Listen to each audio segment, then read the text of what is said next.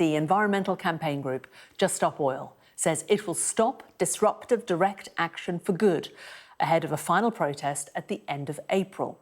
The group say they will continue to speak out, but that it is the end of the soup on Van Goghs and slow marching on the streets. The group has drawn attention and criticism from many quarters over the last few years. Protests have included taking direct action on gantries over the M25, which caused traffic chaos. In the past 3 years, Just Stop Oil activists have been arrested for numerous protests, including spraying orange powder on Stonehenge. Just Stop Oil said that they were going to hold a final protest in Parliament Square on Saturday, April the 26th. Well, our correspondent Matthew Thompson joins me now. Matthew, why are they stopping? Well, it's because they say they have achieved their aims. So one of the key things they said they set out to do was to stop the issuing of new oil and gas licences.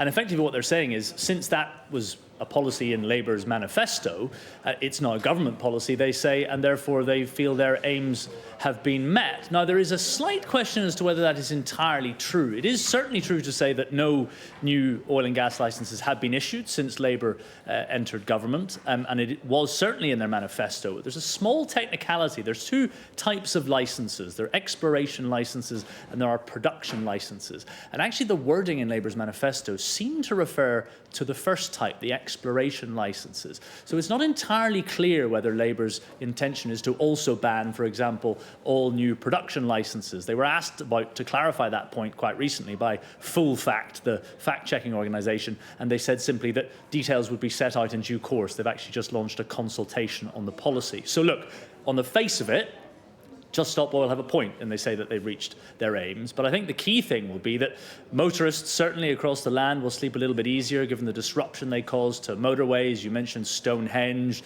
interruptions to West End theatre productions and all sorts of things, cans of paint thrown at Vincent van Gogh paintings and all the like. And the organisation has said in a statement that we have exposed the corruption at the heart of our legal system, which protects those causing death and destruction while prosecuting those seeking to minimise harm.